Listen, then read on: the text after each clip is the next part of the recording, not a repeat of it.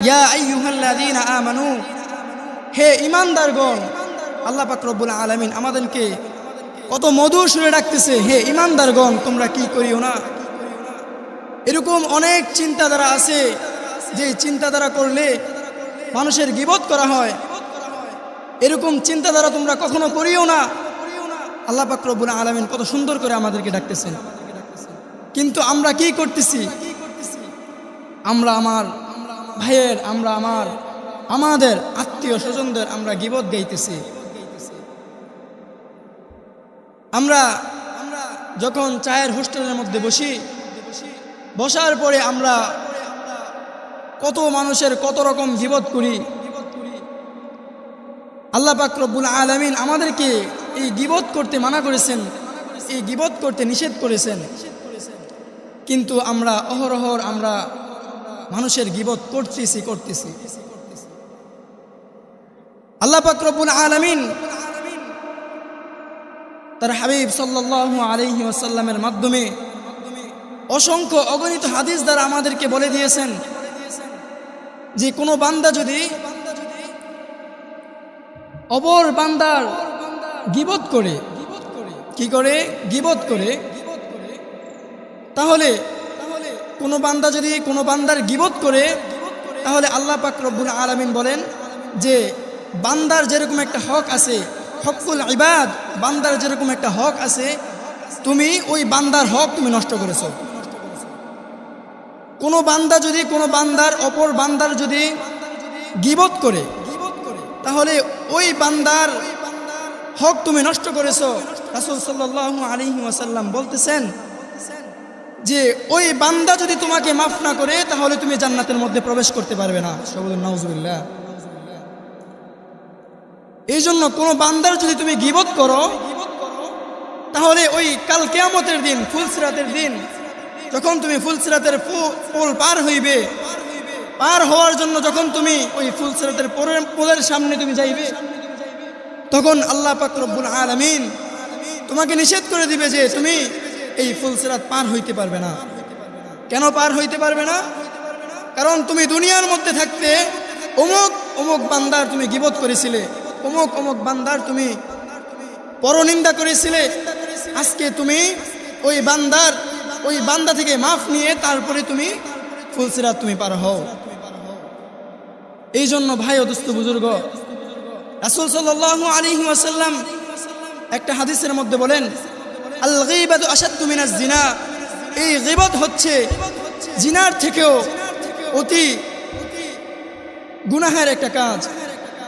কেউ যদি জিনা করে, তাহলে সে যদি খাঁটি তওবা করে আল্লাহর কাছে, তাহলে আল্লাহ পাক হয়তো তার ওই তওবার কারণে তাকে মাফ করে দিতে পারে। কিন্তু আমি যদি অপর এক বান্দার যদি গীবত করি, তাহলে আল্লাহ পাক রব্বুল আলামিন বলেন যে আমি আমার ওই বান্দা মাফ না করার আগ পর্যন্ত আমি তোমাকে মাফ করতে পারবো না।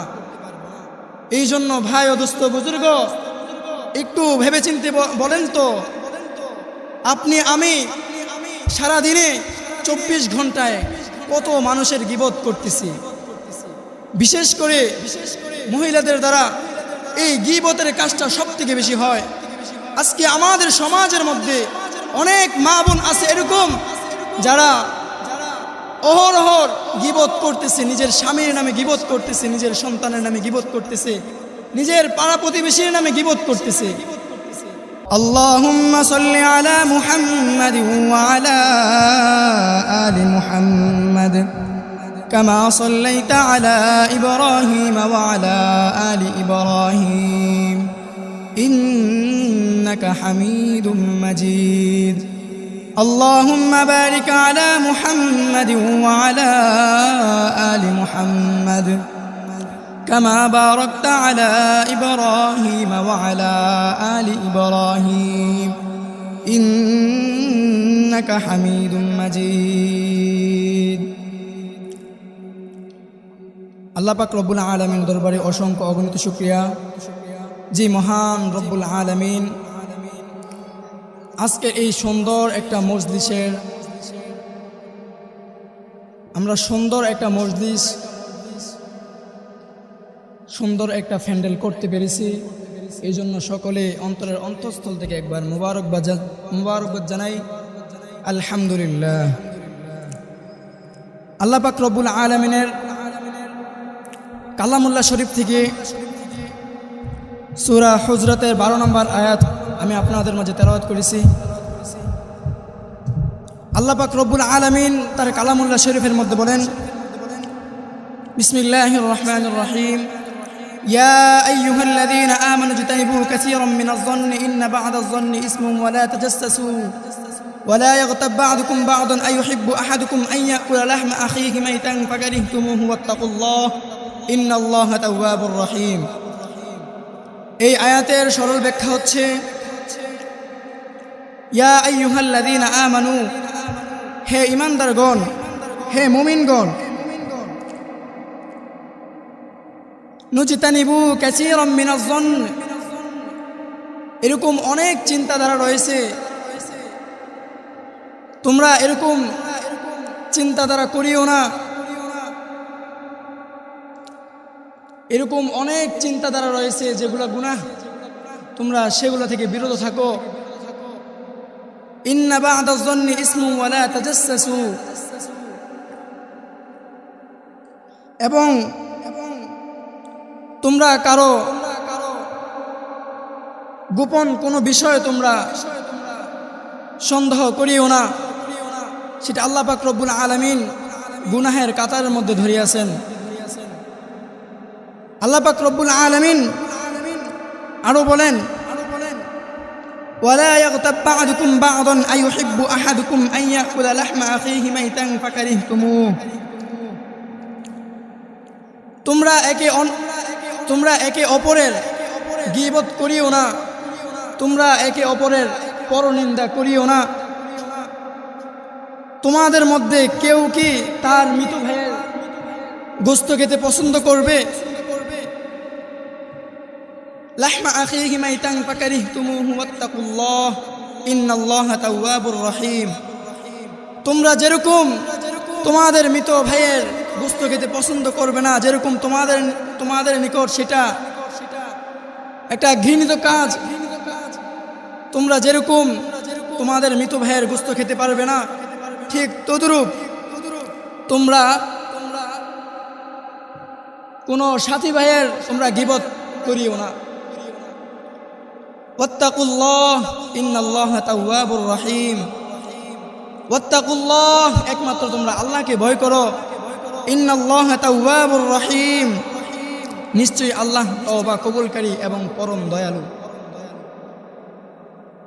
আল্লাহ পাক রব্বুল আলামিন আমাদেরকে কত সুন্দর করে ডাকতেছেন, ইয়া আইয়ুহাল্লাযীনা আমানু, হে ঈমানদারগণ। আল্লাহ পাক রব্বুল আলামিন আমাদেরকে কত মধুর সুরে ডাকতেছে, হে ঈমানদারগণ, তোমরা কি করিও না। এরকম অনেক চিন্তাধারা আছে যে চিন্তাধারা করলে মানুষের গীবত করা হয়, এরকম চিন্তাধারা তোমরা কখনো করিও না। আল্লাহ পাক রব্বুল আলামিন কত সুন্দর করে আমাদেরকে ডাকতেছেন, কিন্তু আমরা কি করতেছি? আমরা আমার ভাইয়ের, আমরা আমাদের আত্মীয় স্বজনদের আমরা গীবত গাইতেছি। আমরা যখন চায়ের হোস্টেলের মধ্যে বসার পরে আমরা কত মানুষের কত রকম গীবত করি। আল্লাহ পাক রব্বুল আলামিন আমাদেরকে এই গীবত করতে মানা করেছেন, এই গীবত করতে নিষেধ করেছেন, কিন্তু আমরা অহরহর আমরা মানুষের গীবত করতেছি। আল্লাহ পাক রব্বুল আলামিন তার হাবিব সাল্লাল্লাহু আলাইহি ওয়াসাল্লামের মাধ্যমে অসংখ্য অগণিত হাদিস দ্বারা আমাদেরকে বলে দিয়েছেন যে কোনো বান্দা যদি অপর বান্দার গীবত করে, কি করে? গীবত করে, তাহলে কোনো বান্দা যদি কোনো বান্দার গীবত করে, তাহলে আল্লাহ পাক রব্বুল আলামিন বলেন যে বান্দার যেরকম একটা হক আছে, হকুল ইবাদ, বান্দার যেরকম একটা হক আছে, তুমি ওই বান্দার হক তুমি নষ্ট করেছো। কোনো বান্দা যদি কোনো বান্দার অপর বান্দার যদি গীবত করে, তাহলে ওই বান্দার হক তুমি নষ্ট করেছো।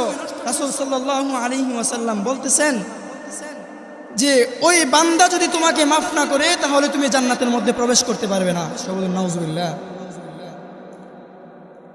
এই জন্য কোনো বান্দার যদি তুমি গীবত করো তাহলে ওই কাল কিয়ামতের দিন, ফুলসিরাতের দিন, যখন তুমি ফুলসিরাতের পোল পার হইবে, পার হওয়ার জন্য যখন তুমি ওই ফুলসিরাতের পোলের সামনে তুমি যাইবে, তখন আল্লাহ পাক রব্বুল আলামিন তোমাকে নিষেধ করে দিবে যে তুমি এই ফুলসিরাত পার হইতে পারবে না। কেন পার হইতে পারবে না? কারণ তুমি দুনিয়ার মধ্যে থাকতে অমুক অমুক বান্দার তুমি গীবত করেছিলে, অমুক অমুক বান্দার তুমি পরনিন্দা করেছিলে। আজকে তুমি ওই বান্দা থেকে মাফ নিয়ে তারপরে তুমি ফুলসিরাত তুমি পার হও। এই জন্য ভাই ও দোস্ত বুজুর্গ, রাসূল সাল্লাল্লাহু আলাইহি ওয়াসাল্লাম একটা হাদিসের মধ্যে বলেন, আল গীবাতু আশাদ্দু মিনাজ জিনা। এই গীবত হচ্ছে জিনার থেকেও অতি গুনাহের একটা কাজ। কেউ যদি জিনা করে তাহলে সে যদি খাঁটি তওবা করে আল্লাহর কাছে, তাহলে আল্লাহ পাক হয়তো তার ওই তওবার কারণে তাকে মাফ করে দিতে পারে। কিন্তু আমি যদি অপর এক বান্দার যদি গীবত করি, তাহলে আল্লাহ পাক রব্বুল আলামিন বলেন যে আমি আমার ওই বান্দা মাফ না করার আগ পর্যন্ত আমি তোমাকে মাফ করতে পারবো না। এই জন্য ভাই ও দোস্ত বুজুর্গ, একটু ভেবেচিন্তে বলেন তো, আমি সারাদিনে 24 ঘন্টায় কত মানুষের গীবত করতেছি। বিশেষ করে মহিলাদের দ্বারা এই গীবতের কাজটা সব থেকে বেশি হয়। আজকে আমাদের সমাজের মধ্যে অনেক মা বোন আছে এরকম, যারা অহরহর গীবত করতেছে, নিজের স্বামীর নামে গীবত করতেছে, নিজের সন্তানের নামে গীবত করতেছে, নিজের পাড়া প্রতিবেশীর নামে গীবত করতেছে। এখন আপনি যে গীবত করতেছেন, রাসূল সাল্লাল্লাহু আলাইহি ওয়াসাল্লামের আরেকটা হাদিস দ্বারা প্রমাণিত হয় যে কোনো বান্দা যদি অপর বান্দার গীবত করে, যেরকম বলেছিলাম আল গীবাতু আশাদ্দু মিনাজ জিনা, এই জিনা থেকেও মারাত্মক গুনাহ হচ্ছে গীবত। কেউ যদি এই গীবত করে, অর্থাৎ কোনো মানুষের পরনিন্দা করে, আচ্ছা এই গীবতটা কি? গীবত কাকে বলে? গীবত হচ্ছে কোনো মানুষের দোষ যদি তার অনুপস্থিতিতে অন্য মানুষের সামনে সেটাকে প্রকাশ করা হয়, সেটাকে বলে গীবত। এখন বলতে পারেন যে গীবত মানলাম, যেটা অন্যের কাছে বলা, এটাকে গীবত বলে। এখন ওই ব্যক্তির যদি এই গুণটা থাকে, অর্থাৎ সে যে খারাপ কাজটা করছে সেই কাজটা যদি তার মধ্যে বিদ্যমান থাকে, এখন কি সেটাকে গীবত হবে? অবশ্যই সেটাও গীবত হবে। এখন আমি যদি কোনো একটা মানুষের গীবত করি, অর্থাৎ আমার অমুক একজন বন্ধু আছে, সে একটা খারাপ কাজ করছে, তার অনুপস্থিতিতে আমি আমার অন্য বন্ধুর সামনে যদি আমি কি করি, তার ওই খারাপ কাজটা আমি প্রকাশ করি, সেটাকেই বলে গীবত। এখন এই গীবত দ্বারা আল্লাহ পাক রব্বুল আলামিন আমাদেরকে কি শাস্তি দিবেন? আল্লাহ পাক রব্বুল আলামিন বলেন, রাসূল সাল্লাল্লাহু আলাইহি ওয়াসাল্লাম যখন ওই মেরাজে যখন গিয়েছিলেন, তখন রাসূল সাল্লাল্লাহু আলাইহি ওয়াসাল্লাম ওই জাহান্নামের মধ্যে দেখতেছিলেন যে কিছু সংখ্যক মানুষ তারা নিজেদের চেহারাকে খামচাইতেছে, তাদের নখ দ্বারা কিছু সংখ্যক মানুষ তাদের নিজের চেহারাকে খামচাইতেছে। তখন রাসূল সাল্লাল্লাহু আলাইহি ওয়াসাল্লাম জিবরাইল আলাইহি ওয়াসাল্লামকে জিজ্ঞেস করেছিলেন, হে জিবরাইল, এই মানুষগুলো কারা যারা নিজেদের চেহারার মধ্যে নিজেরাই খামচাইতেছে? তখন জিবরাইল আলাইহি ওয়াসাল্লাম রাসূল সাল্লাল্লাহু আলাইহি ওয়াসাল্লামকে বলতেছিলেন যে এরা ওই উম্মত, আপনার অমুক উম্মত, যারা দুনিয়ার মধ্যে থাকতে তার নিজের ভাইয়ের, নিজের পাড়া প্রতিবেশীর কি করেছিল? গীবত করেছিল।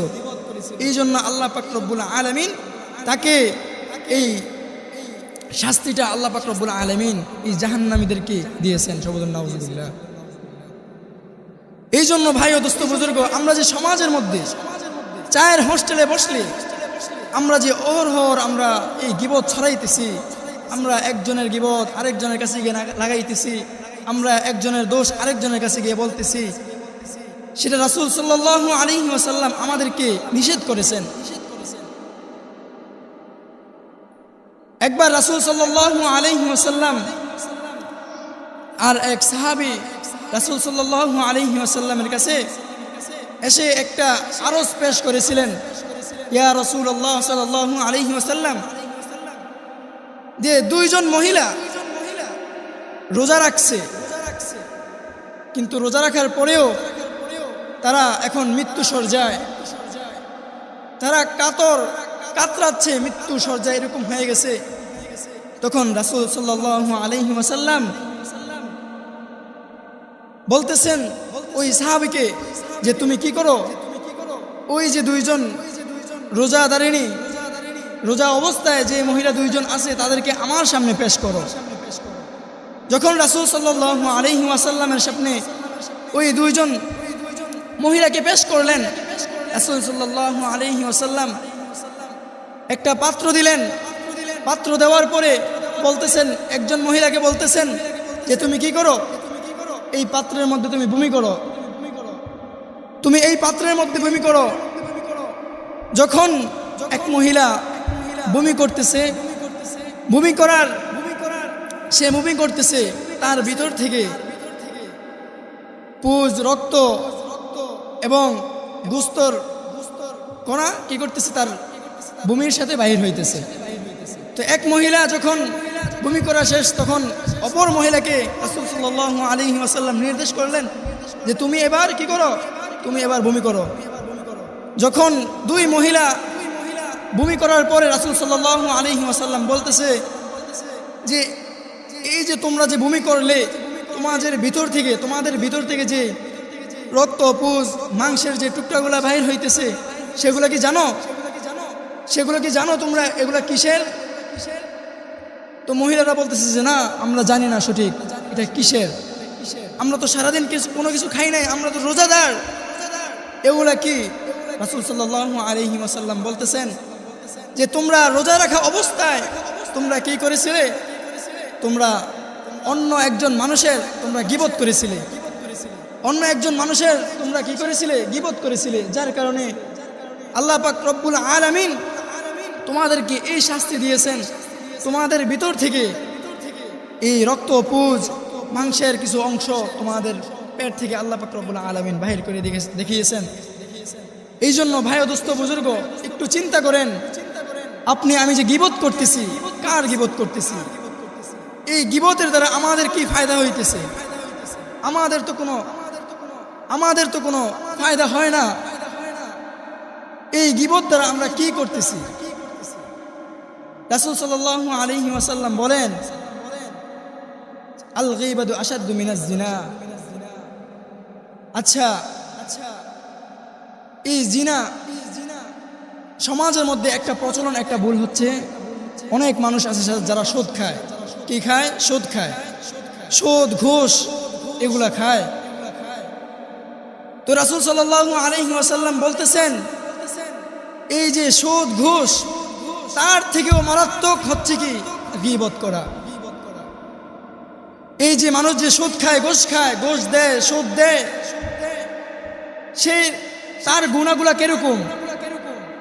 সর্বনিম্ন গুনাহটা হচ্ছে, যারা সুদ খায়, সুদ দেয়, তাদের সর্বনিম্ন গুনাহ হচ্ছে আপন মায়ের সাথে 70 বার জিনা করার সমান। নাউজুবিল্লাহ। যদি আপন মায়ের সাথে জিনা করার সমান হয়, একবার সুদ খাইলে, একবার ঘুষ খাইলে, সুদের টাকা লাগাইলে, ঘুষের টাকা লাগাইলে, এই সুদ থেকে, এই ঘুষ থেকেও মারাত্মক একে অপরের গীবত করা। নাউজুবিল্লাহ। কিন্তু আমরা আজকে কত গুনাহ করতেছি, কত মানুষের গীবত করতেছি। চায়ের হোস্টেলে বসলে এই জনের গীবত, এই জনের দোষ অন্য জনের কাছে, এই জনের এইটা অন্যজনের কাছে আমরা লাগাইতেছি। তো যাই হোক, আল্লাহ পাক রব্বুল আলামিন যেন আমাদেরকে বুঝে শুনে চলবার মতন তৌফিক দান করেন। সবাই বলেন আমিন।